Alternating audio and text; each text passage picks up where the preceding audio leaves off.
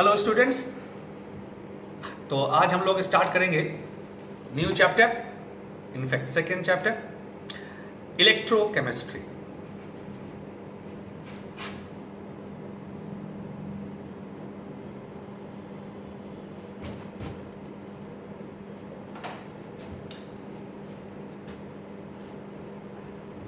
Electrochemistry is the branch of chemistry which deals with all possible relations between chemical reactions, chemical processes and electricity. नाम से clear है, electrochemistry. Electricity and chemical reactions, इन दोनों के बीच जो relation है, to opposite ये relations हैं। दो डिफरेंट रिलेशंस हैं जो बिल्कुल एक दूसरे से ऑपोजिट है। फर्स्ट, ऐसे केमिकल रिएक्शंस जिससे इलेक्ट्रिसिटी जनरेट होती है, इसे बोलते हैं इलेक्ट्रोजेनेसिस। यस, इलेक्ट्रोजेनेसिस।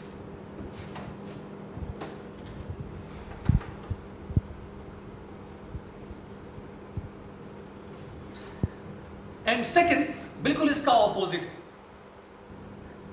इलेक्ट्रिसिटी, इलेक्ट्रिक करंट हम पास कराएंगे या पास कराते हैं थ्रू सॉल्यूशन ऑफ इलेक्ट्रोलाइट और through molten electrolyte. Electrolyte means आप जानते ही हैं, एसिड, बेस और साल्ट, टू जनरेट इलेक्ट्रिसिटी। ये जस्ट ऑपोजिट हो गया उसका। इलेक्ट्रिक करंट पास कराएंगे और इलेक्ट्रिसिटी जनरेट होगी। केमिकल रिएक्शंस आपका उसमें से क्रिएट होगा, जनरेट होगा। इसे बोलेंगे इलेक्ट्रोलाइसिस।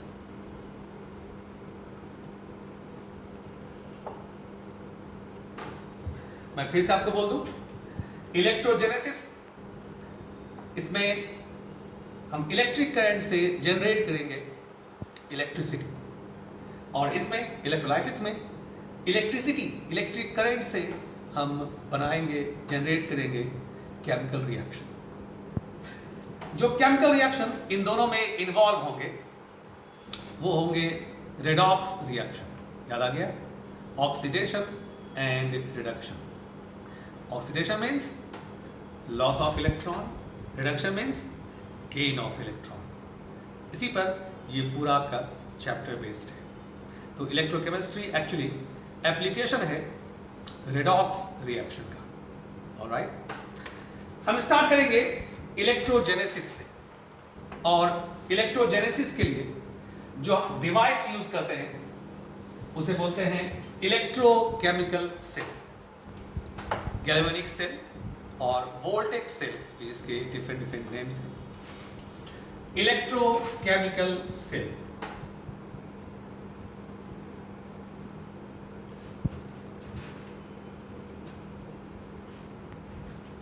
तो इलेक्ट्रोकेमिकल सेल वो डिवाइस हो गया जिसमें हम जनरेट करेंगे electricity from redox reaction, oxidation, reduction. और इसके लिए हम टू सेपरेट कंटेनर्स लेंगे।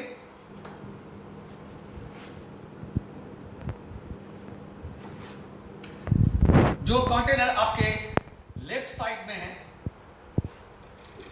इसमें कराएंगे ऑक्सीडेशन, जिसको बोलेंगे ऑक्सीडेशन हाफ सेल, और इसमें कराएंगे रिडक्शन जो आपके राइट साइड में है, इसे बोलेंगे reduction half cell. Oxidation half cell, reduction half cell. जिस हाफ सेल में ऑक्सीडेशन कराएंगे हम उसमें एक सॉल्ट सॉल्यूशन लेंगे, ऐसे मेटल का जो हाईली इलेक्ट्रोपॉजिटिव हो, मोर इलेक्ट्रोपॉजिटिव हो इस हाफ सेल के कंपैरिजन में। तो यहां हमने ले लिया जिंक सल्फेट सॉल्यूशन, और जिस मेटल का आप लेंगे सॉल्ट सॉल्यूशन, वही मेटल आप यूज करेंगे एज इलेक्ट्रोड। तो ये जिंक इलेक्ट्रोड है, zinc rod. In reduction half cell बिल्कुल इसका ऑपोजिट लेना है, सॉल्ट सॉल्यूशन लेना है ऐसे मेटल का जो इस मेटल की तुलना में कंपैरिजन में लेस इलेक्ट्रोपॉजिटिव हो, और जो मेटल आप लेंगे उसी मेटल का आप लेंगे फिर इलेक्ट्रोड, तो ये कॉपर इलेक्ट्रोड है। इन दोनों इलेक्ट्रोड को हम आपस में कनेक्ट कर देंगे बाय यूजिंग कंडक्टिंग वायर, और यहां लगा देंगे गैल्वेनोमीटर। ये गैल्वेनोमीटर है, जब करंट फ्लो शुरू होगा तो इससे आपको वोल्टेज मालूम होगा, कितने वोल्ट का यहां से करंट फ्लो हो रहा है, ठीक है बिल्कुल। And then to complete circuit, यहां एक inverted U shaped glass tube है जिसके अंदर सॉल्ट है, इसे बोलते हैं सॉल्ट ब्रिज। सॉल्ट ब्रिज बहुत इंपॉर्टेंट पार्ट है इलेक्ट्रोकेमिकल सेल का, हम लोग अलग से सेपरेटली इस पे करेंगे डिस्कशन आखिर में। अभी फिलहाल इसका फंक्शन है टू कंप्लीट सर्किट। ऑलराइट, ये सेटअप है सिंपल। जैसे आप ये करोगे सेटअप तो आप पाओगे कि यहां से इलेक्ट्रिक करंट फ्लो होना शुरू हो गया। कैसे हो गया देखो, जिंक इलेक्ट्रोपॉजिटिव है, मोर इलेक्ट्रोपॉजिटिव, ये ऑक्सीडाइज होगा,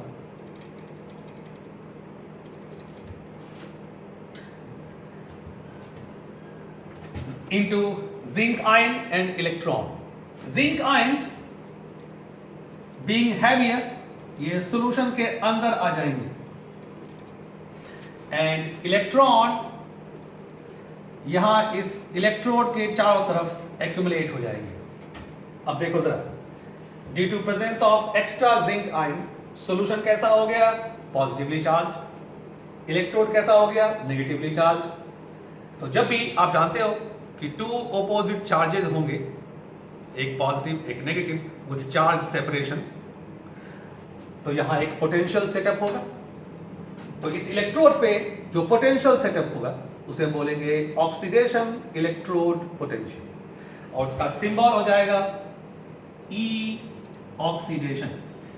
यहां पर हम लिखेंगे इसको ई Zn2 प्लस, ये देखो इसका सिंबल है।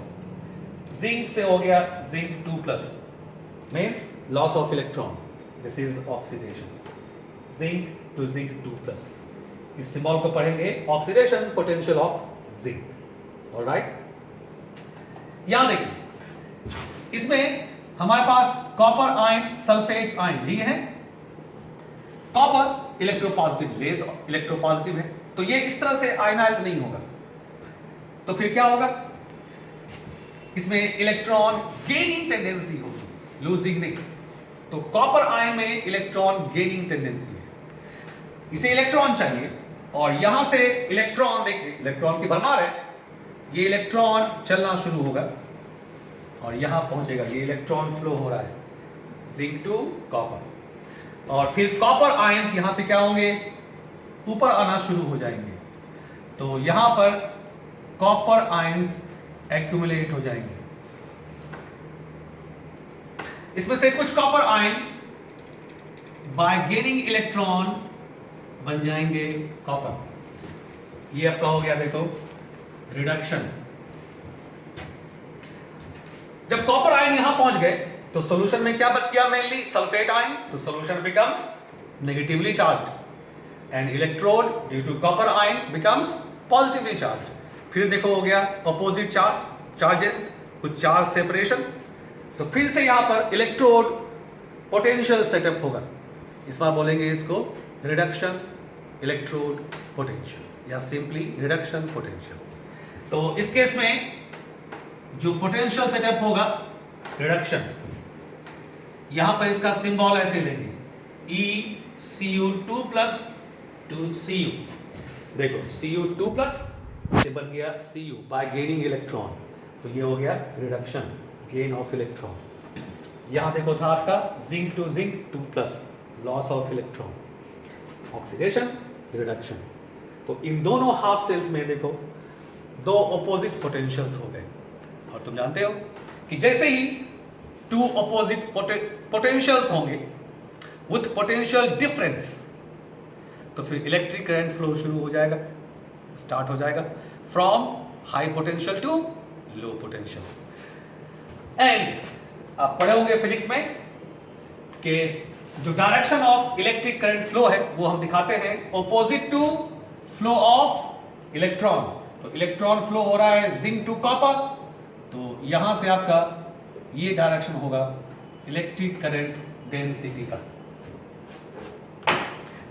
अब देखिए किसी भी सेल में जो दो इलेक्ट्रोड्स होते हैं उसमें से एक होता है एनोड, दूसरा कैथोड। तो एनोड मतलब वो इलेक्ट्रोड जहां होता है ऑक्सीडेशन। तो ऑक्सीडेशन कहां हो रहा है? यहां जिंक पे, तो जिंक आपका हो गया एनोड। और कैथोड आप किसे बोलते हैं? जहां होता है रिडक्शन। तो देखो यहां हो रहा है रिडक्शन, तो इस केस में कॉपर हो गया आपका कैथोड। तो in electrochemical cell electron flow हो रहा है from anode to cathode, electric current flow हो रहा है from cathode to anode through external circuit. ये एक्सटर्नल सर्किट है, ऑलराइट। ये देखिए पूरा सेटअप है, इसमें आपको इलेक्ट्रिक करंट फ्लो हो रहा है। ये इलेक्ट्रोकेमिकल सेल का बेसिक वर्किंग फंक्शन है। ये दो पोटेंशियल हो गए, oxidation potential, reduction potential, alright. ये जो पोटेंशियल्स हैं इलेक्ट्रोड पोटेंशियल, इनके वैल्यूज डिपेंड करते हैं मेनली 3 फैक्टर्स पे। First is concentration of solution, second is temperature, third is pressure, especially in case of gaseous electrode। एक और फैक्टर है जो नेचर ऑफ इलेक्ट्रोड पे, इलेक्ट्रोड जो आप यूज करते हैं मेटल या गैस या लिक्विड कोई भी, वो प्योर फॉर्म में होना चाहिए। वो तो हम लोग प्योर फॉर्म लेते ही। तो मेनली ये 3 फैक्टर्स हो गए, ऑलराइट। अगर हम इन तीनों को फिक्स्ड कर दें तो फिर जो पोटेंशियल आपको होगा उसे बोलेंगे हम स्टैंडर्ड इलेक्ट्रोड पोटेंशियल। तो स्टैंडर्ड के लिए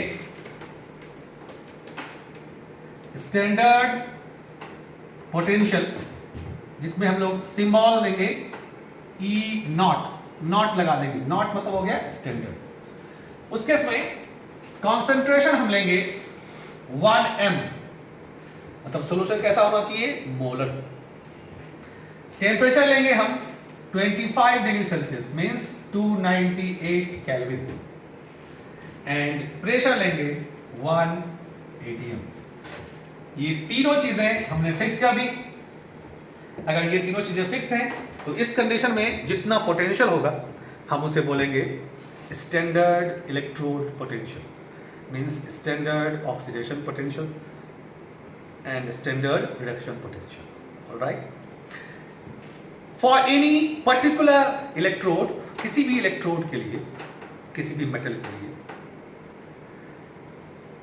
standard oxidation potential and standard reduction potential, इन दोनों के जो मैग्नीट्यूड है वो सेम होंगे। वैल्यूज में आपको क्या होगा? साइन का फर्क होगा, because oxidation and reduction are just opposite processes.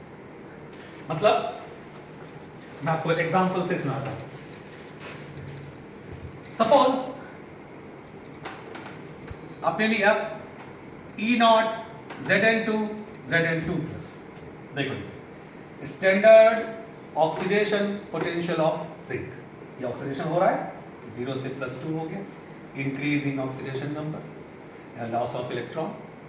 This is standard oxidation potential और इसका वैल्यू होता है 0.6 volt.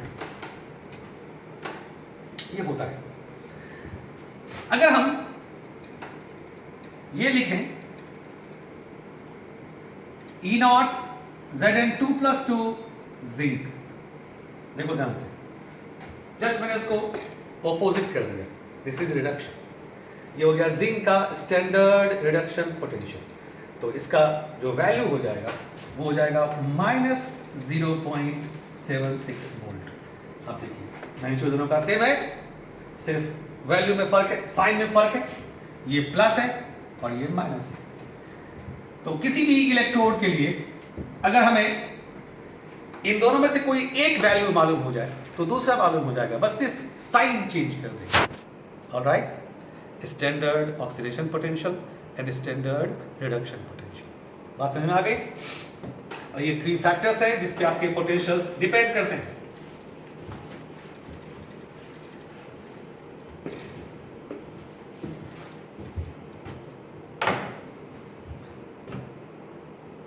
Representation of the cell, हम इसे नोटेशन भी बोलते हैं।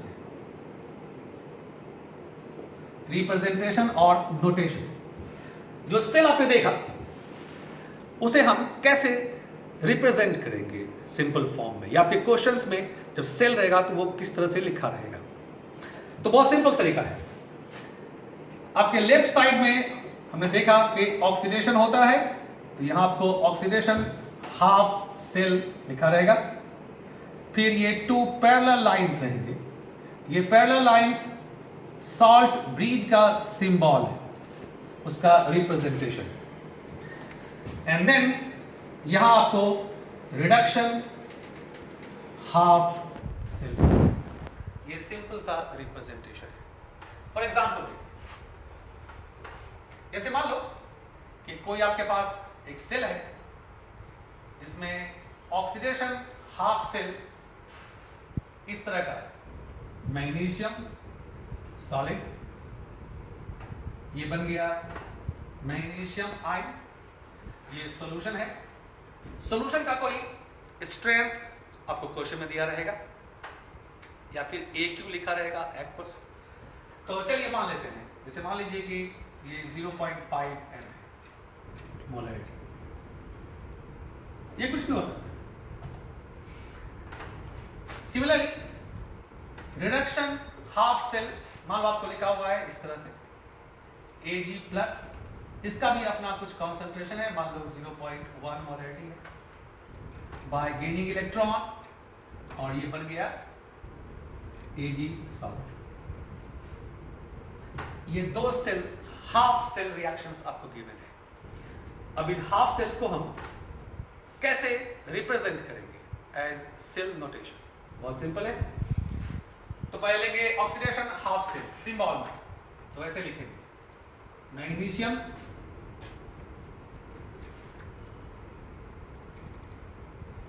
सॉलिड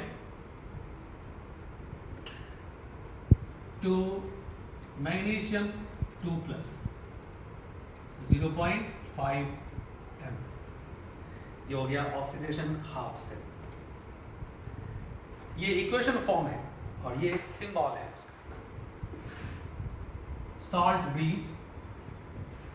फिर लेंगे हम Ag+, 0.1 m टू Ag सॉलिड। ये देखो इस सेल का हो गया सेल नोटेशन। ऑलराइट, सिंपल देखो सेल नोटेशन हो गया। इसी केस में अगर इन दोनों हाफ सेल्स में से कोई भी किसी भी केस में अगर इलेक्ट्रोड आपका गैसियस है या लिक्विड फॉर्म में या सॉल्यूशन फॉर्म में है, उस केस में हम प्लैटिनम सॉलिड सपोर्ट रिप्रेजेंटेशन में यूज करते हैं, क्योंकि प्रैक्टिकली भी हम लोग प्लैटिनम का रड यूज करते हैं टू सपोर्ट गैसियस, लिक्विड और सॉल्यूशन इलेक्ट्रोड। जैसे मान लो कि हाइड्रोजन गैस आपको यूज करना है एज इलेक्ट्रोड। अब हाइड्रोजन गैस का तो आप रड नहीं बना सकते, तो क्या करेंगे उसके लिए एक प्लैटिनम की रड ले लेंगे, मान लो ये प्लैटिनम रड है। हाइड्रोजन गैस को क्या करेंगे, इसके सरफेस पर एब्जॉर्ब करा देंगे और फिर उसे डीप कर देंगे सॉल्यूशन के अंदर। प्लैटिनम आप जानते हो इनर्ट है, तो ये केमिकल रिएक्शन में इन्वॉल्व नहीं होगा। इन्वॉल्व कौन होगा? जो इसके सरफेस पर हाइड्रोजन गैस है, वो बनेगा इलेक्ट्रोड। ठीक है ना। तो प्लैटिनम हम यूज करेंगे एज सॉलिड सपोर्ट। तो जब भी क्वेश्चन में आपको गैसियस, लिक्विड या सॉल्यूशन फॉर्म में रहेगा इलेक्ट्रोड, तो बगल में आपको प्लैटिनम लिखा रहेगा। सिर्फ सिंबल है, सिंबॉलिक है। जब सेल रिएक्शन लिखोगे तो फिर प्लैटिनम लिखने की जरूरत नहीं है। सेल रिएक्शन में अपना जो एक्चुअल आपका इलेक्ट्रोड है वही नजर आएगा, उसी को लिखना है। ऑलराइट। किसी भी सेल रिएक्शंस को, ऑक्सीडेशन या फिर रिडक्शन हाफ सेल रिएक्शंस को जब आप ऐड कर दोगे तो आपको मिलेगा टोटल नेट सेल रिएक्शन। इसे मैं ऐड कर दूं तो नेट सेल रिएक्शन मिलेगा। और जब भी आप ऐड करते हैं इक्वेशंस को तो loss of electron, gain of electron, उसे बैलेंस करना पड़ता है, आप जानते हैं। तो इसे बैलेंस करेंगे आप। जैसे यहां कर दिया 2 से मल्टीप्लाई और यहां 1 से बैलेंस हो गया, इलेक्ट्रॉन कैंसल आउट हो गया। अब आप नेट सेल रिएक्शन लिखेंगे। मैं लिख दे रहा हूं net cell reaction. Magnesium solid plus 2Ag plus 0.1 m, magnesium ion 0.5 m plus 2Ag solid. ये देखिए आपका हो गया net cell reaction.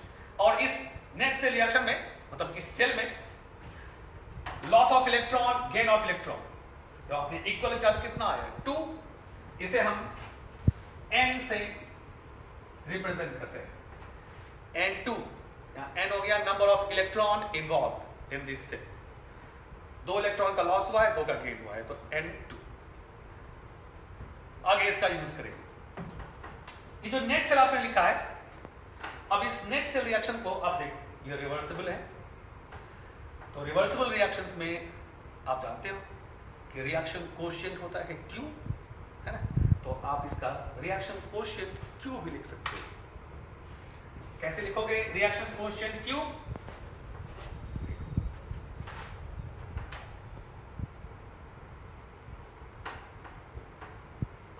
Reaction coefficient Q हम लिखते हैं concentration of product divide by concentration of reactant. तो आप लेंगे concentration of product Mg2 plus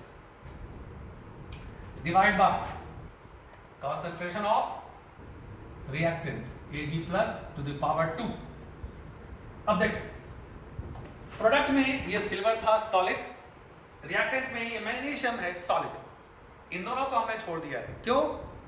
क्योंकि आप जानते हैं कि for pure solid and pure liquid concentration is neglected, उसे हम लेते हैं 1, कांस्टेंट 1। याद कीजिए, हम लोग पढ़े हैं concentration ऑफ प्योर सॉलिड और concentration ऑफ प्योर लिक्विड, ये हम लोग लेते हैं 1। तो जब भी इक्वेशन में प्योर लिक्विड दिख जाए या प्योर सॉलिड दिख जाए तो उसके जो कॉन्सेंट्रेशन है उसको वहीं छोड़ देना है, कर देना है नेगलेक्ट। सिर्फ और सिर्फ इसको लेना है। और इसका वैल्यू आपको क्वेश्चन में दिया हुआ है, ये हो गया 0.1 पावर 2 मींस 0.5, ये हो गया 10 to power minus 2। अब इसको सॉल्व करके आप क्यू निकाल लेंगे, रिएक्शन कोएफिशिएंट। तो इस तरह से हाफ सेल रिएक्शन से आप सेल लिख लेंगे, सेल दिया हुआ है तो उससे आप हाफ सेल रिएक्शंस लिख लेंगे, हाफ सेल रिएक्शंस को ऐड करके नेट सेल रिएक्शंस लिख लेंगे। नेट सेल रिएक्शंस लिखते ही आपको 2 चीजें मिल जाएंगी, इलेक्ट्रॉन कितना इन्वॉल्व है, लॉस गेन हुआ है, एंड रिएक्शन कोएफिशिएंट Q आपको कितना है। बिकॉज क्वेश्चन में हमेशा आपको कॉन्सेंट्रेशन सॉल्यूशन का दिया हुआ रहेगा ताकि आप वैल्यू ऑफ Q निकाल पाए जब भी जरूरत पड़ेगी। ऑलराइट, अब इसके बाद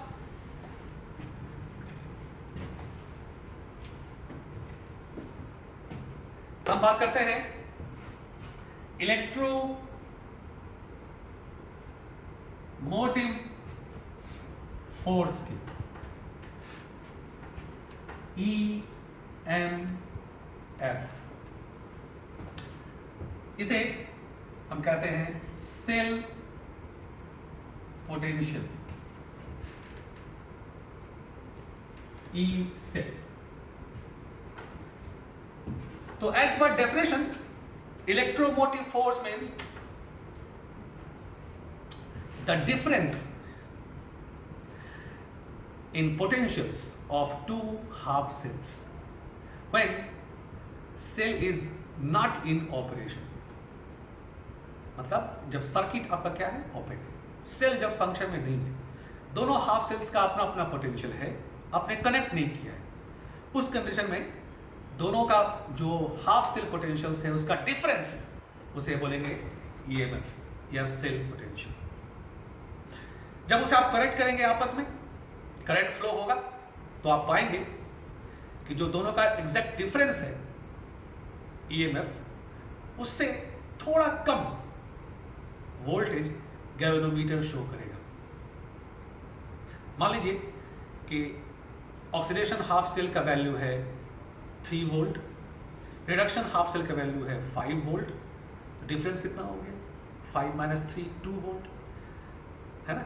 तो आप करेंगे एक्सपेक्ट कि जब हम दोनों हाफ सेल्स को कनेक्ट करें तो 2 वोल्ट का करंट मिलना चाहिए आपको, लेकिन जब आप कनेक्ट करेंगे तो ऐसा नहीं होगा, आपको 1.98 वोल्ट मिलेगा, 1.95 वोल्ट मिलेगा, 2 वोल्ट से थोड़ा कम। ऐसा क्यों? ऐसा इसलिए होगा कि जब आप कनेक्ट करेंगे दोनों हाफ सेल्स को, तो जो वायर है उसके रेसिस्टेंस में कुछ वोल्टेज क्या होगा, लॉस होगा। ठीक है, तो जो एग्जैक्ट आपको मिलता है गैल्वेनोमीटर से value, actual value, practical value, उसे आप बोलते हैं पोटेंशियल डिफरेंस। यही फर्क है potential difference and electromotive force. लेकिन अगर हम ये मान लें कि जो वायर है आपका वो रेसिस्टेंस फ्री है, तो उस केस में जो ईएमएफ होगा वही आपका पोटेंशियल भी होगा, पोटेंशियल डिफरेंस भी, मतलब सेल वोल्टेज वही होगा। तो केमिस्ट्री में हम लोग क्या करेंगे, रेसिस्टेंस को मान लेंगे नेग्लिजिबल, और फिर इसी को बोलेंगे सेल वोल्टेज भी या सिंपल वोल्टेज भी। तो इसके कई नाम हो गए, देखिए ईएमएफ हो गया, सेल पोटेंशियल हो गया, या सेल वोल्टेज हो गया, किसी भी नाम से ये क्वेश्चन में रहे वही बात है। इसे कैलकुलेट करने के लिए बहुत सिंपल तरीका है कि अगर क्वेश्चन में आपको if both half cell potentials are given in terms of reduction potential। Question में आपको दोनों हाफ सेल्स, मतलब oxidation half cell, reduction half cell, इन दोनों हाफ सेल्स के पोटेंशियल रिडक्शन के टर्म में दिए रहेंगे। अब आप पूछेंगे ऐसा क्यों? ऐसा इसलिए कि जब तक दोनों पोटेंशियल्स एक ही टर्म में ना हो आप डिफरेंस नहीं निकाल सकते। एंड ये हम लोग आसानी से कर सकते हैं क्योंकि हमने पीछे सीखा कि किसी भी इलेक्ट्रोड के लिए oxidation potential and reduction potential दोनों के मैग्नीट्यूड क्या होते हैं, सेम होते हैं, सिर्फ साइन ऑपोजिट होता है। तो जो ऑक्सीडेशन हाफ सेल है, ऑक्सीडेशन पोटेंशियल है, उसके वैल्यू में साइन लगा देंगे ऑपोजिट, तो वो बन जाएगा रिडक्शन पोटेंशियल। ये करके आपको क्वेश्चन में दिया रहेगा, वो करना भी नहीं है, करके दिया रहता है। और आपके एनसीईआरटी में सारे जो वैल्यूज हैं पोटेंशियल्स के वो रिडक्शन के फॉर्म में ही है, स्टैंडर्ड रिडक्शन पोटेंशियल के फॉर्म में। तो इसी की जरूरत पड़ेगी हम लोगों को मेनली। इस केस में आप ईएमएफ या ई सेल निकालेंगे। ई राइट, हम इसे कैपिटल आर दे देते हैं, R for right, minus E left, R for right, L for left. अगर स्टैंडर्ड की बात करें तो ई नॉट सेल, इसे पढ़ेंगे स्टैंडर्ड सेल पोटेंशियल, ये हो गया E naught right minus E naught left. इस फॉर्मूले से आप निकालेंगे स्टैंडर्ड सेल पोटेंशियल या सेल पोटेंशियल। मैं आपको एग्जाम्पल से दिखाता हूं। जैसे मान लो आपके पास एक सेल है Mg टू Mg2 प्लस, ये Mg सॉलिड है, मान लो ये XM है, सॉल्ट ब्रिज, यहां ले लो Cu2 प्लस, मान लो ये Y इसकी मोलरिटी है, 2Cu सॉल्ट। अब आपको इन दोनों का पोटेंशियल्स दिया रहेगा क्वेश्चन में।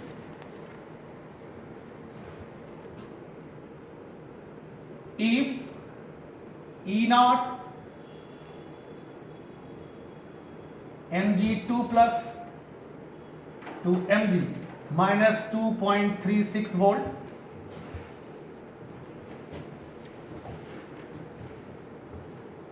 E not Cu2 plus to Cu 0.34 volt, then calculate E naught cell। ये क्वेश्चन देखो ध्यान, जो दोनों हाफ सेल्स का पोटेंशियल है Mg2 plus two Mg reduction, हाथ दबा हुआ है, Mg2 plus two Mg reduction, Cu2 plus two Cu reduction, ये दोनों हाफ सेल आपको दिया हुआ है रिडक्शन के टर्म में, है ना। तो हम यूज करेंगे E not right minus E not left. Right मतलब हो गया ये, इसका वैल्यू कितना है 0.34, तो E नॉट सेल हम लेंगे 0.34 माइनस 2.36 वोल्ट। अब इसे सॉल्व कर लेंगे, प्लस 2.36 वोल्ट, तो ये आपका हो गया 2.70 वोल्ट। मतलब इस सेल में इतने वोल्ट का आपको इलेक्ट्रिक करंट फ्लो होगा। आई बात समझ में? तो जब भी क्वेश्चन में आपको दिया रहेगा इस तरह से रिडक्शन के टर्म में, तो आप निकालेंगे E not right minus E not left. और अगर क्वेश्चन में आपको ऑक्सीडेशन के टर्म में दिया रहेगा, जनरली ऐसा होता नहीं है, बाद में अगर ऑक्सीडेशन टर्म में दिया हो दोनों का, तो उस केस में हम लोग क्या करेंगे, उस केस में हम लोग लिख लेंगे E left minus E right, या E नॉट से निकालना होगा तो E not left minus E not right. ऐसा कब करेंगे, जब दोनों हाफ सेल्स पोटेंशियल्स आपको दिए होंगे ऑक्सीडेशन पोटेंशियल के टर्म में। जनरली रिडक्शन के टर्म में ही रहता है, तो आपको जरूरत पड़ेगी इसी राइट माइनस लेफ्ट। तो हम लोगों ने यहां तक सीखा ईएमएफ निकालने तक। नेक्स्ट वीडियो में मैं आपको बताऊंगा Nernst equation, that means relation between E cell and E naught cell, इन दोनों के बीच रिलेशन निकालना सीखेंगे। ठीक है, थैंक यू।